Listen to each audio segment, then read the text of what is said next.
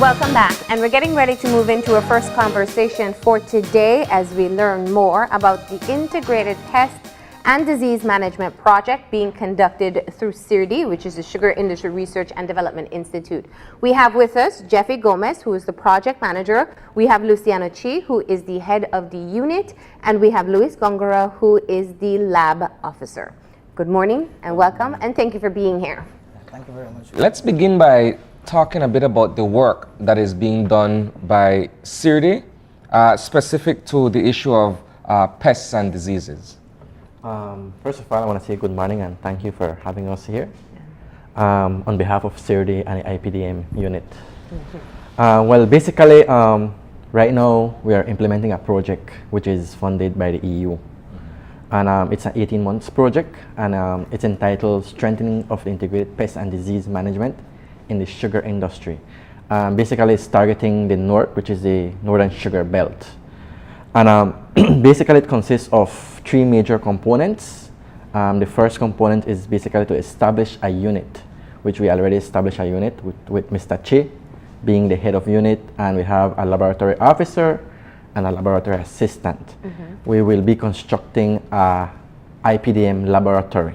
Okay. And then we will also have provision services for early warning system.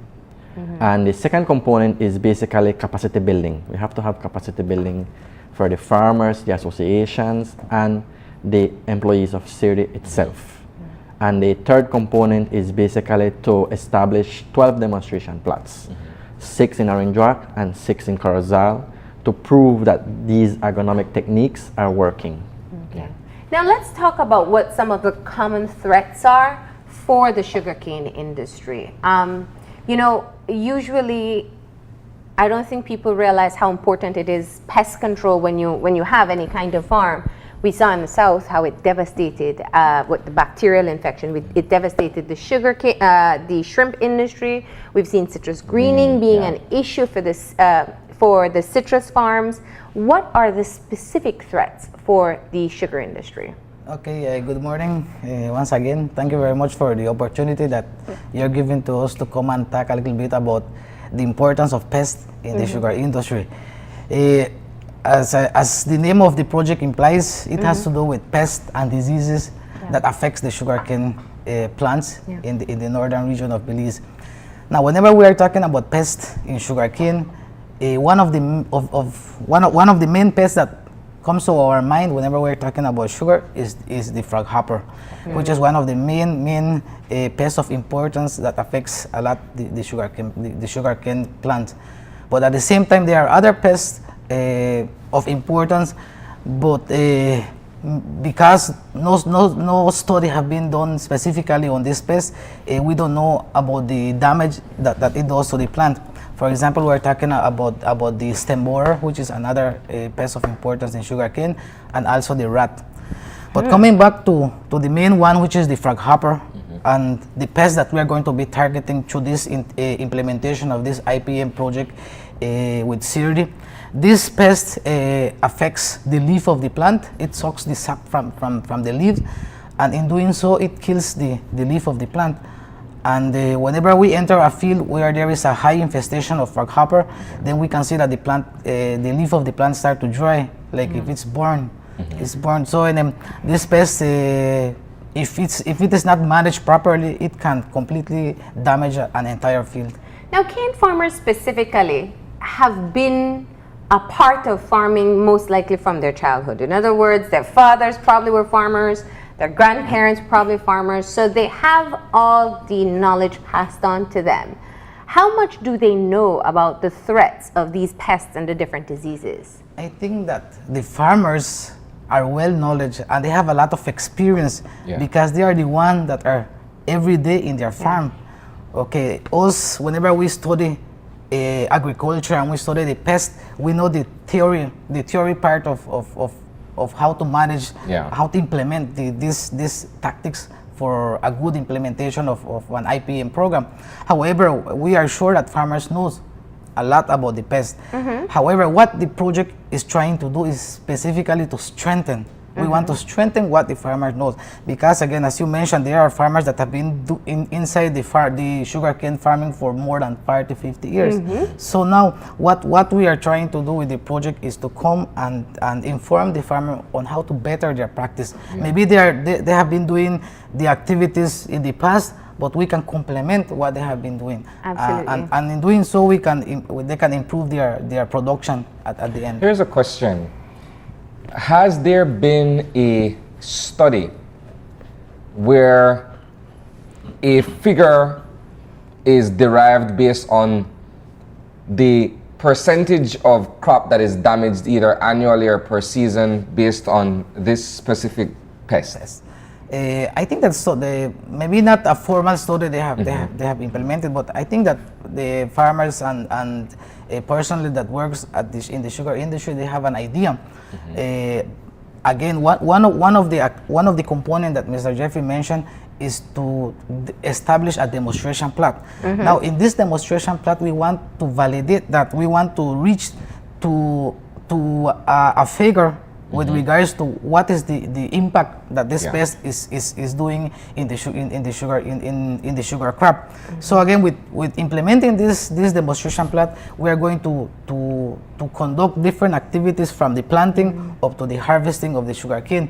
And inside inside from planting up to harvest, there are different activities that we are going to be conducting. Specifically, activities that is going to have a control for the pest. For instance, if we are talking about the soil, we know that before farmers plant their sugarcane, they're required to take a sample, a soil sample.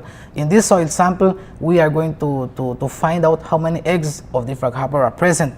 Because based on that, we are going to be planning our next activities, so that at the end, whenever there is an outbreak, whenever the conditions are adequate for these eggs to hatch, we are going to be prepared to control the pest. Now, CIRDI, as the name suggests, is a research institute, and we know that with this specific project, the lab facility is also a very important portion of it. So, Louis, I want you to tell us a bit about what kind of work you'll be doing within the lab and how important an addition it is to what this industry has been able to benefit from. Okay, well, the laboratory, like my colleague just said, is to target the main pest, the major pest, which is the froghopper. So the laboratory will be established to produce the beneficial organism, which is the fungus metarhizium, so that when it is applied to the cane fields, it will attack and kill the froghopper.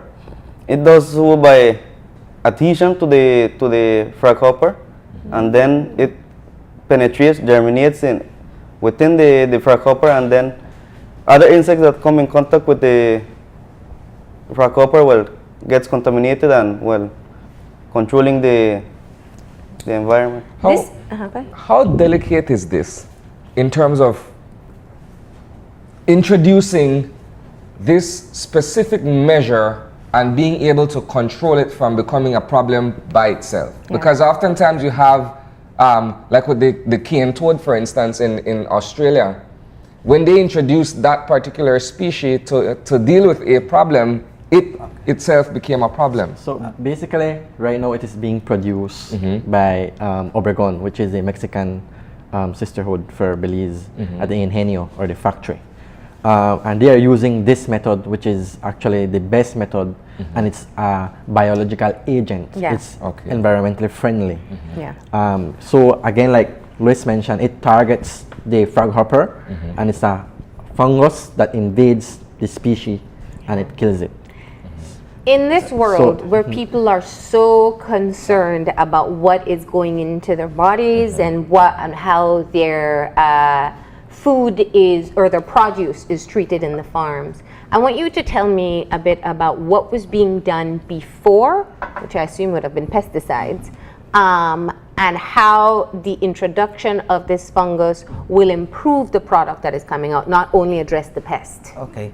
Again, an IPM program is basically coming again to what we mentioned, different activities that we perform in the field. And one of those activities is the biological control of the pest. Why biological control? Because we want to reduce on the amount of pesticide that farmers use in their field.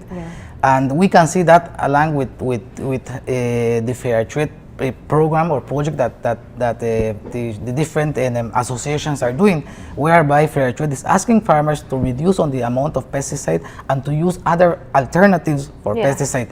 Now the biological control, again, these agents are very specific, meaning that they are going to control the pest for which is being produced.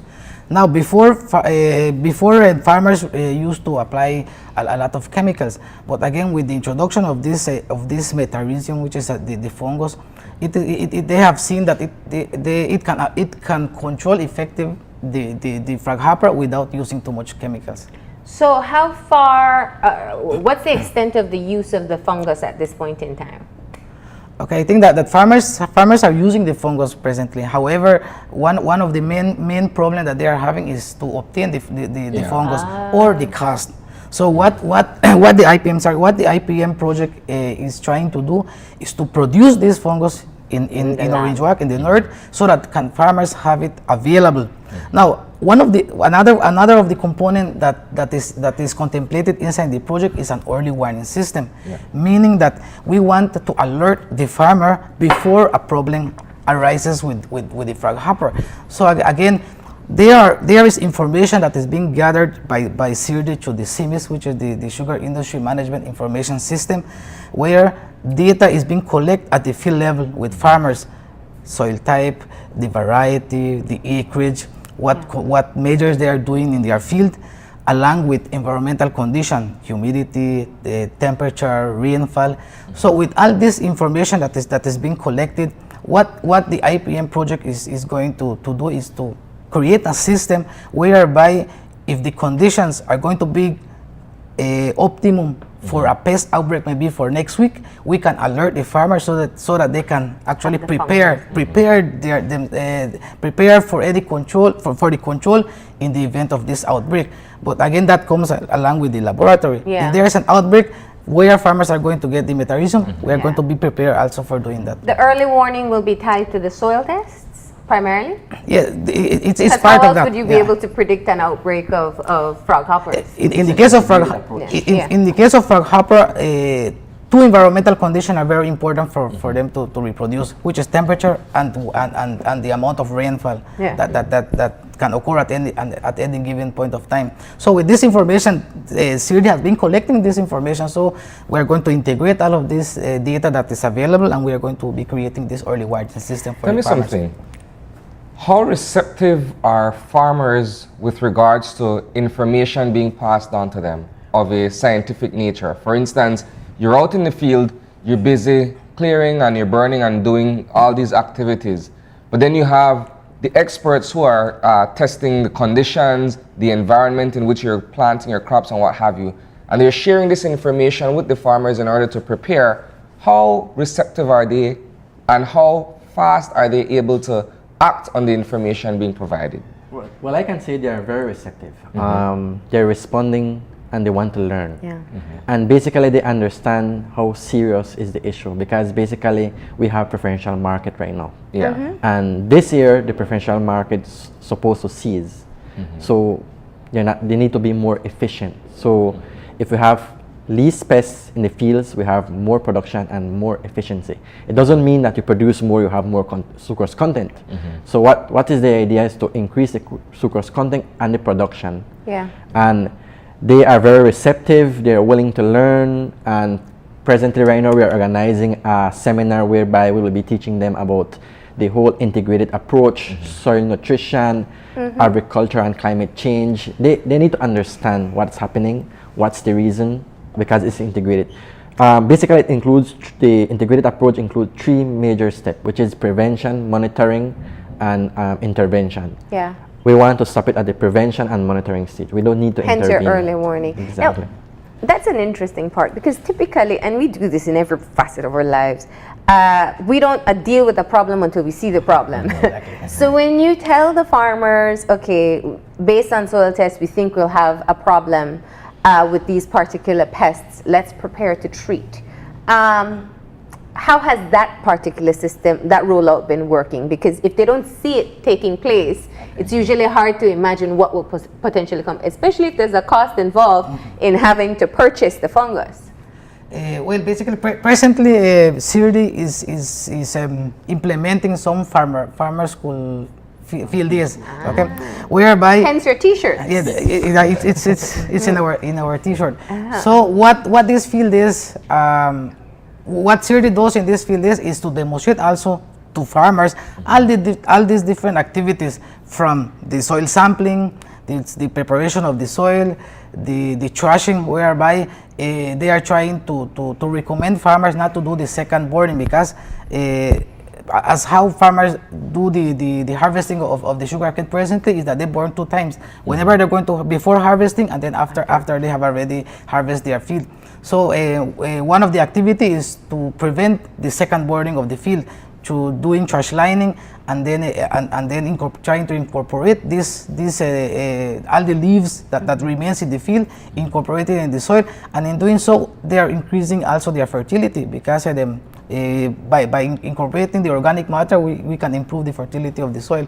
And then after that, they do we complement also with the egg sampling that I mentioned earlier before, so that whenever we have all this information, then farmers can actually have a very good and effective control of pests in their field.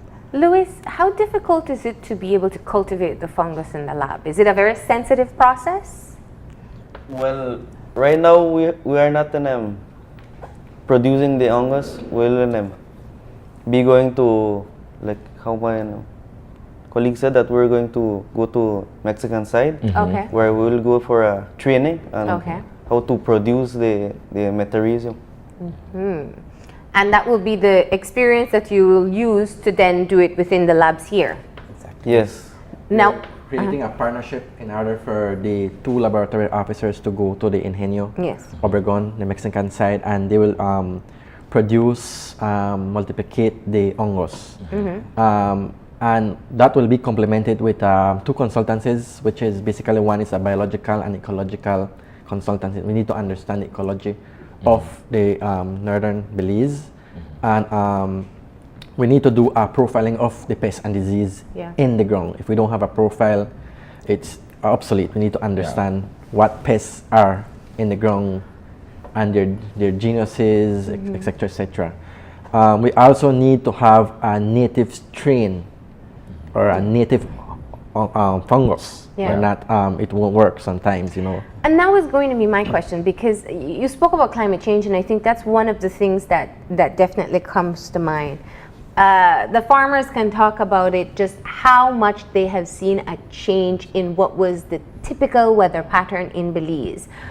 It's dry when it should be raining, it's raining when it should be dry, and where they had their Zafra cycle tied in with what they had expected would happen within specific times of the years, it hasn't panned out that way. So when you plan to introduce this biological weapon, if we want to call it that, within the cane farms, how much do you take into consideration that we're seeing droughts when we shouldn't, and we're seeing rains when we shouldn't, so the weather itself may be a bit unpredictable? Well, that's very, very important, because again, if we introduce an organism, because the fungus is a living organism that we're going to be using for controlling the pests, exactly. So it requires different environmental conditions, and it is where the research component is going to be important, because we need to research and to do more investigation about the different strains that actually exist of this metarhizium in the field. So again, with the consultancy that is going to be implemented, we are going to be complementing this information about the different about the strain of fungus that actually exists in the sugar industry. What would it mean in terms of cost when you're able to produce it within our own labs for the farmers? Well, production is not that expensive. Okay. And we want to make it, depending on the content, we want to make it very accessible to the farmers, because then we cannot make it expensive and then we have it on the across side in Mexico or Guatemala. So it has to be something, again, native and inexpensive, so the farmer can have access.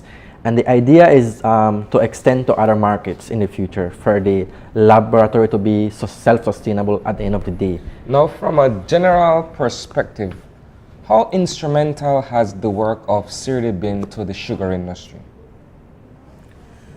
Okay,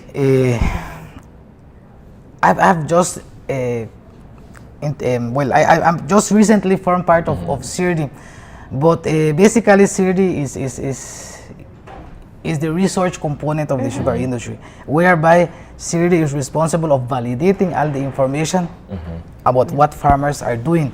And presently, I think that they are doing a lot of activities at the field level, where they're implementing farmer field days, they are implementing different projects to complement the different activity that CIRDI does with the farmers. So I think that at this point in time, I think that CIRDI is doing its part in doing the research, but again, also the farmer required to be receptive to all this information that is being developed by CIRDI. Yeah. Basically, CIRDI consists of three main departments and the new IPDM department, which basically it offers extension services to all farmers. If farmers need to trash line, we have PTO ditchers like harrow.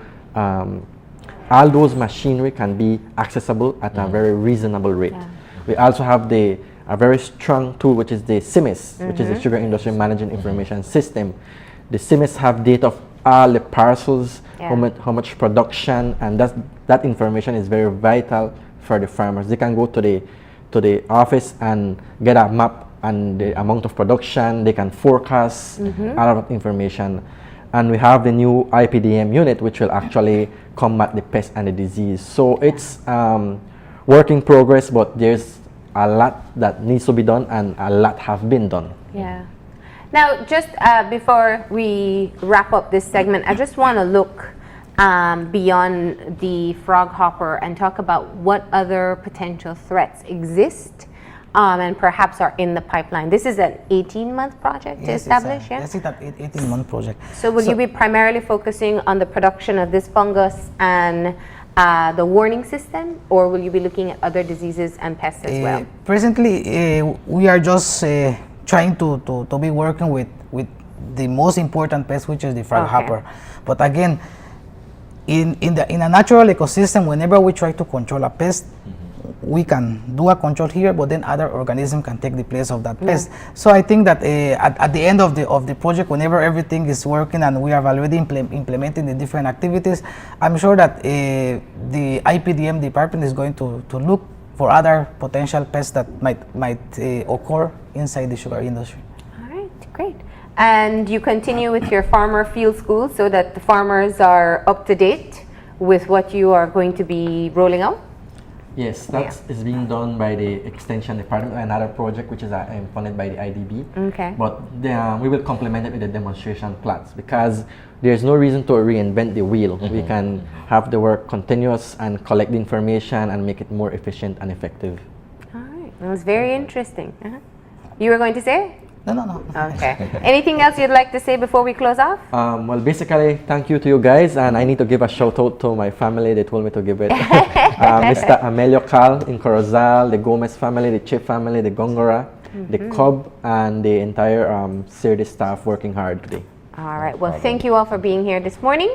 We appreciate it, and I think definitely is interesting to find out what you are doing to move away from the chemicals, and also to be able to work along with farmers in this industry. We're going to go ahead now and take a break.